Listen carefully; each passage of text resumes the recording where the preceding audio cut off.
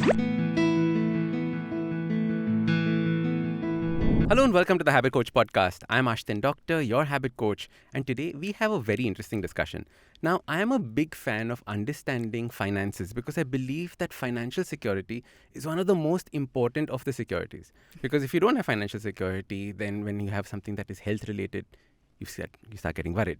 If you don't have financial security, you don't know where you are going with life, especially all the material things that we are so fond of right now, and even your basic necessities. So today we have an expert. I'm going to call you an expert in this, all right?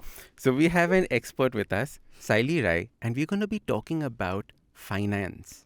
Sayali, welcome to the Habit Coach podcast. Thank you so much for having me. I'm excited. Me too. All right. So I have always loved your content from FinCocktail. I've been seeing it for ages and ages and ages. Thank you so much. Now, tell me, how did it start? Because this is a lovely story in itself. So I think I've done the story to death, but you have to love the story. So I do. I really love the story. It's personal. It's actually literally what happened. So I was having dinner it was girls' night. We'd sent all our significant others, husbands, everybody out of the house, and I'd invited my girls over. We were chatting, having cocktails, some having wine, binging, talking about everything in the world, gossiping. It's a who's who of what was happening. And suddenly, for some reason, I was like, girls, I need to know this. Where do you invest your money? Oh, you're that kind of a drunk. No, yeah. So I'll tell you why this thought also came across in my mind. Because just a day prior, there were a couple of friends over where all the boys were talking about कि अच्छा, ये stock लेके यहाँ तक गया है, मैंने इसमें invest किया है and all of that. And then when my girls came over, I was like, we don't talk about money at all, right? And I was in that process where I had quit my job. I was wondering what I need to do in life. And I was like, chalo, पूछ के देखते हैं, where do people invest their money? Because I was also kind of like, struggling with my finances and figuring out how to go from there. So I asked them the question, and they were all flabbergasted. They were like, what is this question? ऐसा कौन पूछता है? Hello? Money? Who talks about it? I said, but we're all close friends, right? You need to discuss money. So where do you invest? They're all like, I don't know. My husband does it. My father does it. My chacha, mama, some distant cousin. I'm like, what? Why? And these are girls who are accomplished in their fields. Okay, one was a doctor, one was a lawyer, one actually owns her own business, like a marketing agency. I'm like, but you're making lakhs of rupees a month. Where's it going? And you don't know. It's going somewhere. You just don't know where it's going. So I was like, I got angry. I was like, this ain't happening, not on my watch. So I guess FinCocktail as a concept started with a vengeance a little bit. Like I was angry that women at my in my close circle, even with the kind of education that we have, with the kind of backgrounds that we have, they also don't have enough financial literacy to invest their own money or know where it is invested or have those kind of conversations. So I said, you know what, I will start them. So I think, it started kind of like a vengeance thing where I'm like, I will tell everybody and I will tell them to start talking about money. And then I realized very quickly that it's not just the women. Nobody talks about money as much. Correct. And there's a huge gap when it comes to financial literacy, especially in this country. So so that's how FinCocktail came about. Did you have like this one particular mission that we're going to eradicate what? Is it eradicate the saving mentality? Eradicate the what mentality was it? So I think it was the percentage. So I read in some report that somewhere before COVID, there was, I think, 15 or 19% financial literacy in India, which was far lesser than the world. And I think even the number of people who earn a particular amount versus the number of people who invest was also very mismatched. So I think that is what I wanted to change. So and then quickly realized. How do you measure financial literacy? There are statistics like things like if you don't know the basic words like what are stocks, bonds, mutual funds, FDs, etc. That itself counts as financial literacy. Okay. If you know how to invest, where to invest, that is financial literacy. So it's not something very advanced. It is just knowing the basics. Ekdam basics. So everyone who listens to this podcast will be financially literate after this. First step, yes. First, basic. They'll pass. 35 marks milega. हाँ, they'll pass. No problem. Okay, amazing. All right, this is when you give your line saying, Oh, mutual funds are subject to market risk. Please read all scheme-related documents carefully. well said. This entire podcast is subject to market risk. Yeah. So please listen to this podcast carefully. Before investing. All right. So, Sayali, you started this, right? And where did you decide to, start the Instagram page? Because that's what blew up and, everything happened from there, right? So what was the first video? Do you remember the first one and what was it like? It was very cute. Okay. So, I'm so excited to talk about this because I love talking about it. But I started with Instagram because that was the platform that I knew. Matlab, and your friends were on it? My friends started with a vengeance for my friends. So I started over there. And that was something that I used every single day. And COVID was also at its peak at that time. We were all sitting at home. No other way to reach people actually. So I said, Instagram, chalo, let's start it. And that is exactly when, the ban on TikTok happened and Reels came about. My first reel had no music in it because I did not know how to put music in it. It had horrible editing because I did not know how to edit. And it had just one concept. That when I think about finance, what comes to mind? And I did a couple of shots where I'm falling on the bed, going to sleep. Because I was it's too complicated. Just confused, looking everywhere, being I have no idea what I'm talking about. So just cut all these things together and just posted it. Because anyway, I had 10 followers. So kya farak padta hai? Doesn't mean that, the whole world is going to see it or anything like that. So, yeah, it was very cute. But I still stand by that first reel. It was amazing. You should repost it again. Hai na? Yeah, I think you should start again.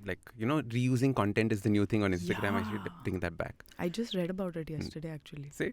So, it's so interesting that we're having this conversation because very often when I talk to my friends as well, they are in this state. Hey, Ashdin, I don't want to think numbers. I can't think numbers. I talk to Kubra. She also says, oh, numbers give me a headache, right? Can't think about it. So how do we understand finance without understanding numbers? Is it possible? 100%. So actually, I love to draw this parallel because I'm not fully done with your book, by the way. Subtle plug. Thank you. But with your fantastic book. Yeah, with your fantastic book. Amazing. Everybody go read it. But finance is also about habits. It's about inculcating finance into your life as a habit. It's literally making it a part of your life where you don't think about it. And it's not all about numbers. You don't have to be a mathematics whiz to understand how to invest and to build a strong portfolio. Because there are so many there are so many avenues available now, especially today, to learn about it. And there are so many investment vehicles made literally for every single person around that you can find something that works for you. So I think it's more about, so we said this in our podcast, subtle plug number 2. Called? The Finance Happy Hour with FinCocktail. There you go. Which talks about the journey of money. So it's not just about the numbers or how much returns you're going to make or how much money you're going to make tomorrow. Because that is, I think, the least important stage in financial literacy, or getting your finances in order. Because it's literally a journey of money. It begins with your income, where you make the money. And then slowly, how you build the portfolio, you actually have to walk through a lot of steps to reach the end goal of being financially independent. That is nirvana. If you are that, you do not need to work for money. You can chill by the beach every single day, shoot a podcast if you want to, but it's not like you're dependent on it. Correct. So it's a journey of money. And it has it does have a lot to do with numbers as well.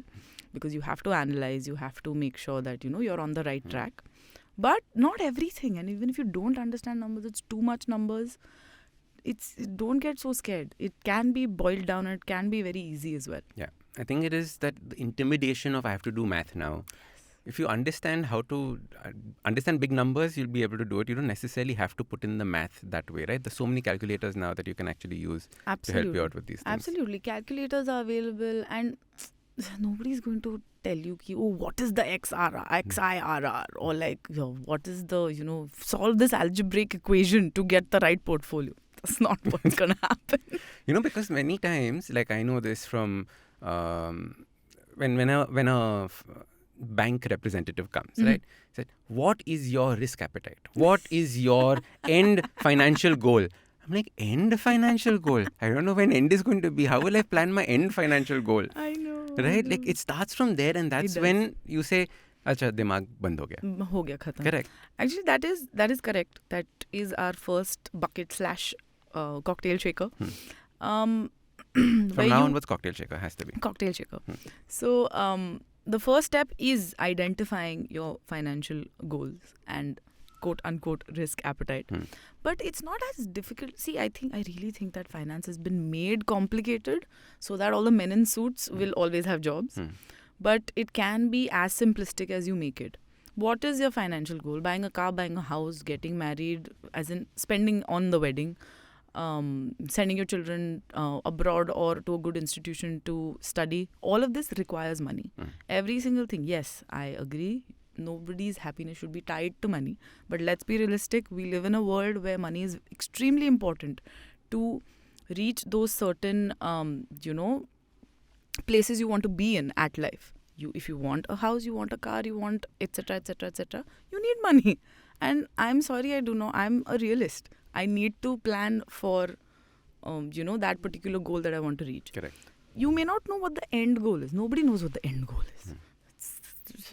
Nobody knows it. It's fine. Because you expect it to, right? Like, yeah. How much money do you want when you retire? अब तो किसी को नहीं पता है यार. Correct. मतलब, like, there's so many times where I'm like, oh, where do you see yourself in 5 years? I say, I don't know, buddy. No idea. I did not imagine FinCocktail would come by, right? Correct. So I think the things that you don't know, your potential is much higher there. But you have to plan for a potential which you can expect right now. And what you don't know is like surprise. But you have to plan for the things that you know, right? Like, for example, right now, me and my husband just bought a house 2 years ago now. And we would not be able to do that if we didn't plan it at this stage. So you got to plan it, but it's not a hard and fast rule. It's not like, acha, ye nahi hua to, oh no, now what?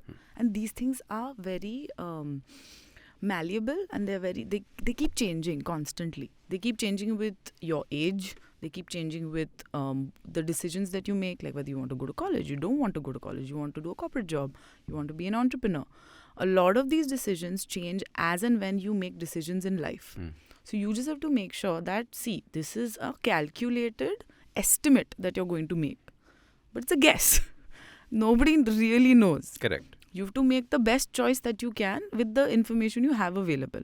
So when you look at the financial goals, this is what it means. It can also be like, meko chutti pe jana hai. I need to go on a holiday to the US in 6 months. It requires a lot of money.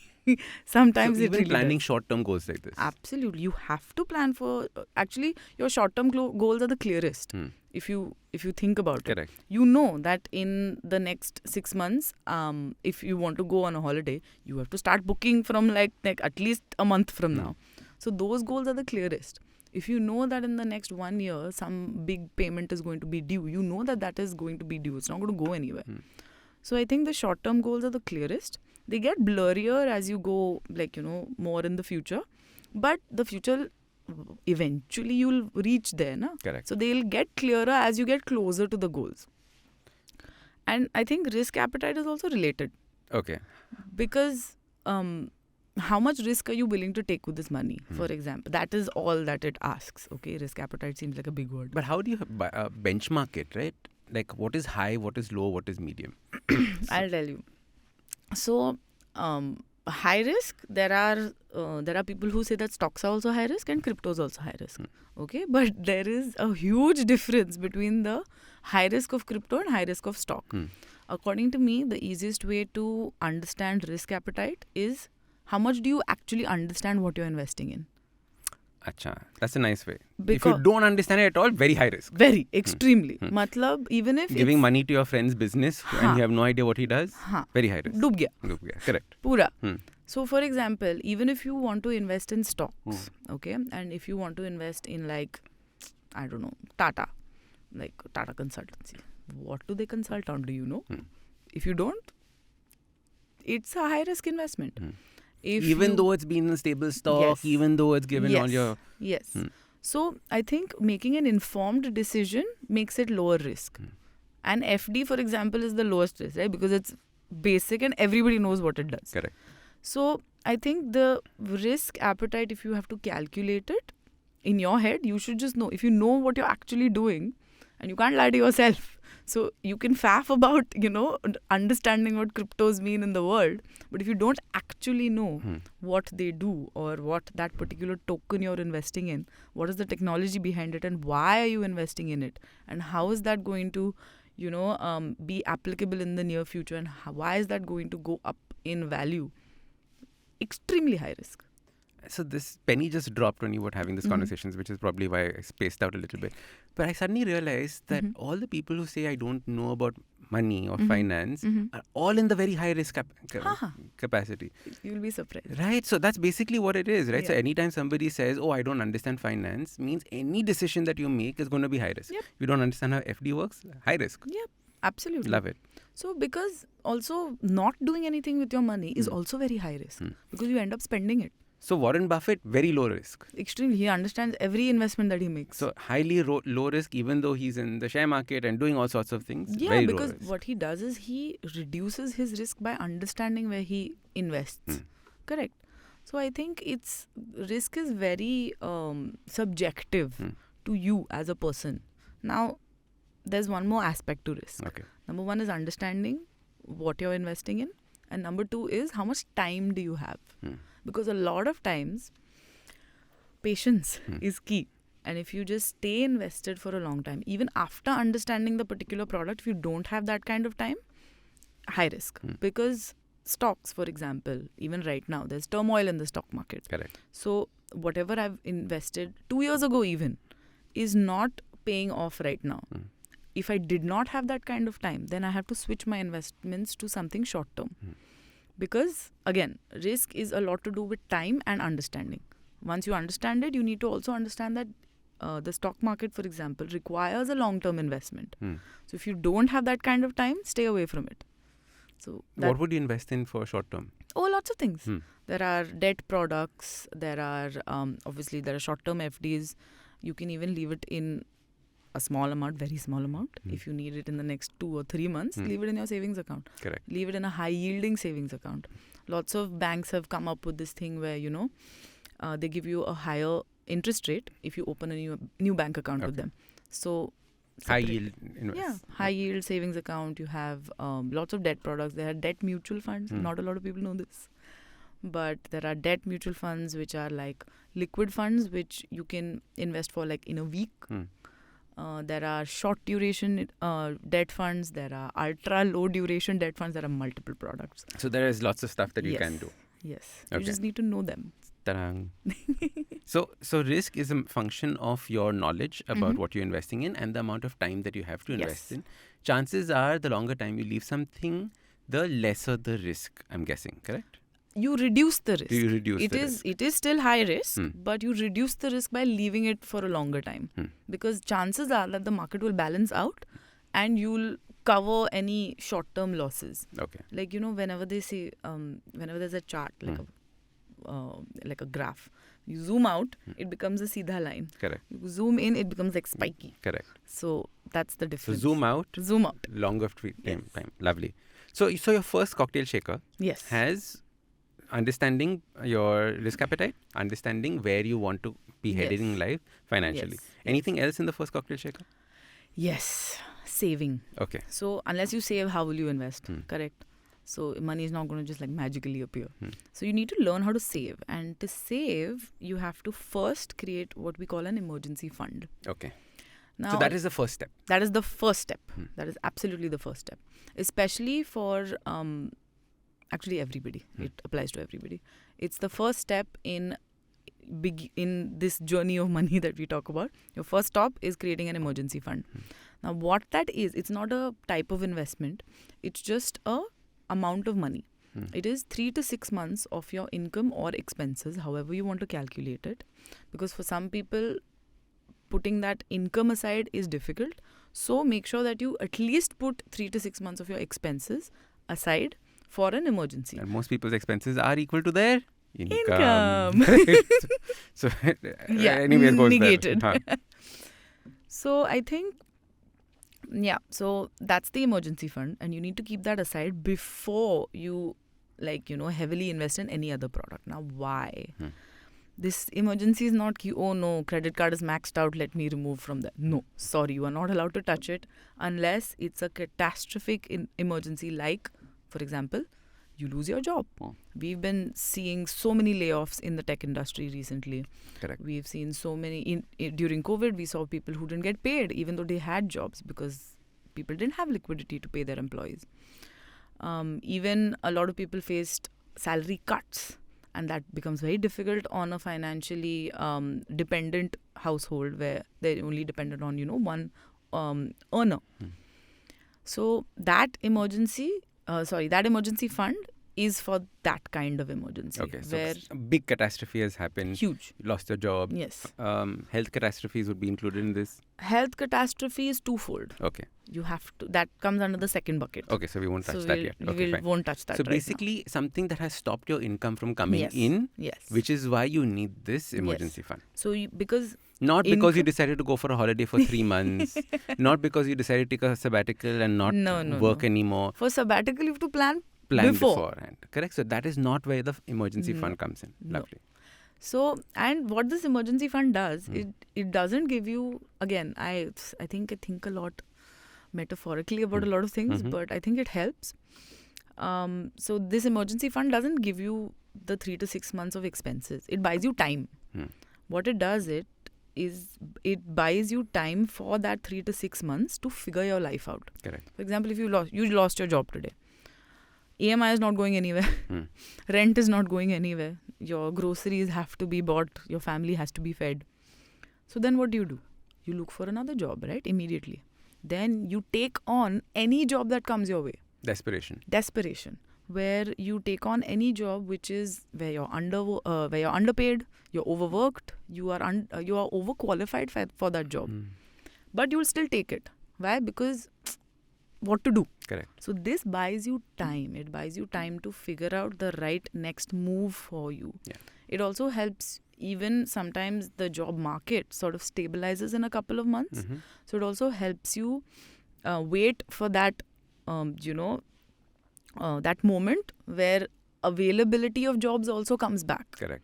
So it buys you time. It buys you less stress, and it buys you time for that 3 to 6 months to figure it out.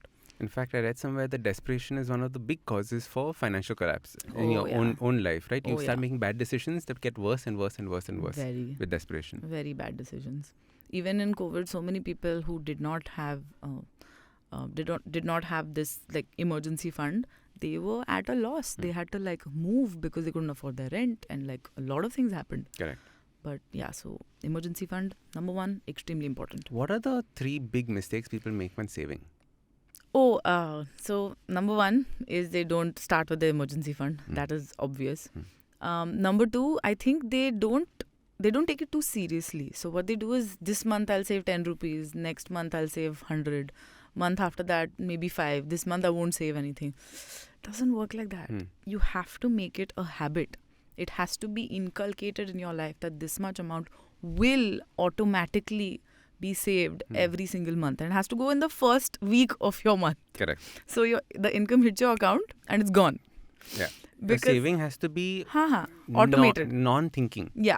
It has to be motor memory. Correct. Where you walking, cycling, etc. saving. It's not like aaj mood nahi hai. No, sorry. Right? Immediate attack. Yeah, aaj mood nahi hai is problem number 2, biggest mistake. So number 3. Yes, mistake number 3, I think, is the fact that people try to save the money and disassociate it with investing. So saving and investing for us is it's the same word. Okay. Because just by saving your money, it's not going to grow and it's not going to help you in the future. And what it's going to be like, it's going to be in your bank account, and one day you'll be like, chalo, shopping jate hain, and spend it all. Yeah. Doesn't work like that. So make it inaccessible for yourself. so that you don't see it, you don't spend it. Correct. So I think the moment you save any money, it shouldn't just be moved to, a different bank account or anything. Yes, partly it can be, but try to invest all of it almost immediately. Okay. I think that is... As soon as it comes in, let it Yes. be invested almost immediately. You don't... Yes. So it shouldn't be in your savings account. Matlab not more, I would say not more than 1 or 2 months of your salary should be in your savings account because it just, there's no Your point. emergency fund resides where? Your emergency fund, that's a great question. So your emergency fund, I've said 3 to 6 months, right? Correct. Let's say it's 6 months. If it's 6 months of your income, the first month or second month can be in a separate savings account. The rest of it should be in the short-term investment options that I talked about. It can be a short-term FD, obviously rolling over every single time it matures. Correct. Secondly, it can be in a liquid fund or a low duration debt fund, all of that. Why? Because it has to not only be invested but also has to be accessible for you. Because the job of your emergency fund is not to grow too much. Don't need to expect supernormal returns from the emergency fund because uska job is to protect you if by any chance you lose your job. So it has to be accessible as well. Interesting. And as your life progresses over the years, you have to keep increasing the emergency fund. Income increases, emergency fund also has to increase because your lifestyle is not going to go on a rollback if you lose your job. Suddenly, your child has to increase even more. 100%. 100%. Interesting. Okay. So that is the saving cocktail shaker. Yes. Anything else comes into it? No, we're done with that. We're done with this. So now you've got your emergency fund, you've got your savings mechanism in place, you know technically where you're heading and what your risk appetite is. All right, so now you can bring out the next one. Yes. What is the next one? The next cocktail shaker is the most boring one on the planet and nobody wants to talk about it, but it's insurance. Okay. And I talk about insurance. Which is the most boring cocktail on the planet? I be like a screwdriver, which is like orange juice and vodka. That's it. Yeah. I think Kuch hai nahi, matlab. So the screwdriver you don't or even need to financial shake cocktails. it. Yeah. Okay, screwdriver or financial cocktails. So I think a lot of people talk about insurance as, parallelly when they talk about financial literacy or creating a financial plan. But it's not parallel. It fits right in the middle of the journey where once you know where you're headed, you have your financial goals, you know your the amount of risk you can take. You've started saving correctly. You have your emergency fund. You know you're going to automate your savings, all of that. Then before you jump into investing, think about this. I've not talked about investing till now. Correct. And we've talked a lot. You talked about the part of getting the money to invest. Yes. And before investing, you have to insure yourself. Okay. And a lot of people make that mistake because they invest their money before insuring themselves. Okay. So insurance is the first step. Yes, before investing. And do you look at insurance as an investment or you don't look at insurance? No. Okay, so fine. again, different. It's like, again, with all the metaphors, I can't. What will I do? You are a sage. You know, all the scriptures are written in metaphors only. Na? So that's basically a financial sage. Yeah. So insurance, again, insurance ka job is not to grow your money. It is to protect you. Again, I know the metaphor that I want to use. So, you know how to drive a car? Yeah. So, how do you drive a car? First, you sit in the car. Okay. You have your checks and balances. You start the engine. This is what it was till right now. Then what do? You put on your seatbelt. Right? Insurance is putting on your seatbelt. Okay. And then you press the accelerator, which is your investment part. Interesting. So you first safeguard yourself before you even think of... Yes. So first safeguard yourself and your family and then you move ahead. So insurance has 2 aspects that you need to... every single person on this planet should have. Number 1 is health insurance. Number 2 is term life insurance. Okay. So let's talk about the first one. You talked about health emergencies, right? When we were talking about the emergency fund.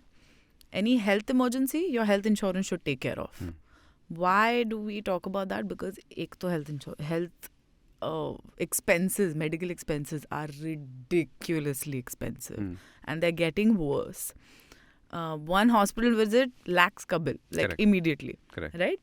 And it's very difficult for any person to ever think ki acha, this is what is going to happen Yeah. to me or to my family. Health emergencies are always emergencies. They never come announced. So health insurance, absolute must. Every single person in your family, including children, your spouse, your parents, everybody needs to be insured. Now, the amount depends on your personal comorbidities or whatever, your hygiene history your health history or, etc., etc. So that is subjective. Is there a rule of thumb on how much to insure yourself for? No, I would not like to sort of stick to a number here. Because it's not something that's applicable to everybody. It really depends on every single person's medical history. So the higher your income, the higher should you get a health insurance, or the lower you should get a health insurance? No. Oh, interesting. I've never been asked that question. So I think everybody should have health insurance. The higher the income, I think you'll get a higher health insurance the moment you have a little bit of a higher income. But not in the same proportion, because health insurance पे बहुत ज़्यादा खर्चा करना is also not necessary. So like a lot of corporate plans, for example, a lot of people get insured under the corporate plan. Correct. That has a limit of like 4 lakh or 5 lakh per person. That is a decent, absolute basic benchmark. Over and above that, you have this option of getting a super top-up or a top-up plan. So with the same insurance company that your corporate plan is providing you, you have a personal one as well. So you can either have a separate personal one or top that particular one up to 10 lakh rupees. Okay. Depends. Depends on and you that you pay from your pocket. You pay from your pocket. I mean, technically, the corporate plan is also from your pocket only. It's just waved bundled into it. Into your CTC. Hint. Exactly. Now you know where it comes from. Yeah. So, health insurance, number one, absolutely a full family. A lot of people forget that because they get it for, just themselves and forget about the rest of the family. Or they know that corporate plan is covering them, but baki ka kya? Correct. So you have to make sure that you talk to your insurance company and sort this out. And the second part, term life insurance. So life insurance and term life insurance are two separate things. Life insurance is one of those those policies where you pay a certain amount for 10 years and then 5 saal ruko, and then after that you'll get like a sort of pension situation. Not pension exactly, but like a return on that along with a quote-unquote life cover. Correct. Also, some of the ULIP plans are also like that. Personally, that's what people think of as insurance, right? Because, I mean, not insurance, as life insurance, as investment. Investment. पैसा फिर से हमारे पास आ रहा है. Exactly. Horrible products. Because it's like the I ULIPs said, or the terms? No, not the term. The ULIPs ULIPs or the life insurance policies which do this. The job of your insurance plan, again, is not to grow. It's to protect you. Your investment portfolio has to grow. So if that is not growing, then it's a problem. Correct. But your insurance policy is not supposed to grow. It's not supposed to make you money. And these ULIP plans and this and that now, me and Niyati, by the way, Niyati is my partner at FinCocktail. She's amazing. Currently on maternity leave, but I'm missing her so much. Are you still doing videos on Zoom or something like that? Are you connecting? Oh, no. She barely has any time. I just go and watch the cute baby many times. And they're like, Niyati, I miss you. And she's like, theek hai, okay, I'm exhausted. Bye. But me and Niyati, basically, we hate those in life insurance plans or ULIPs because we've done these calculations. Okay? Right. We've sat down and we've compared them to even your basic FDs. They do not work. It's not worth it's actually better for you if you buy a term life insurance plan and invest the rest of the amount in either an FD or a good equity mutual fund. You'll be sorted. So what's the difference between a term life insurance policy, you ask? And a life insurance policy. And a life insurance policy. Term life insurance policy is for a specified term, 10 years, 15 years, 35 years, 40 years. You pay a premium. If, God forbid, something happens to you, your family gets the money. Simple. as vanilla as possible. Which is why I love products that I can understand. Correct. So important. So simple. So simple, right? You pay a premium, something happens to you, Family gets money. family gets money. Done. So don't complicate it. That's like the cardinal rule. Just don't complicate it. So health insurance and term insurance, both of them a big yay. And everybody must have it. Now term insurance policies also, a lot of people say So that after those 10 years or 15 years, what happens to the money if you haven't popped it? Sorry, It's gone. It's gone. how else will the insurance companies make money? But it's very cheap. It's not expensive. Okay. But it's gone. It's कुछ हो गया तो कितना सारा पैसा मिलेगा? Do you know? Crores of This rupees. sounds very lottery-ish. It's It's not. reverse Just lottery. consider this as like inflation, because that money in that amount of time is anyway worth nothing. So it's not like you're going to spend 3 crore rupees in the next 10 years to insure yourself. You pay something like 10 lakhs, and you'll get 3 crores if you pop it, like you said.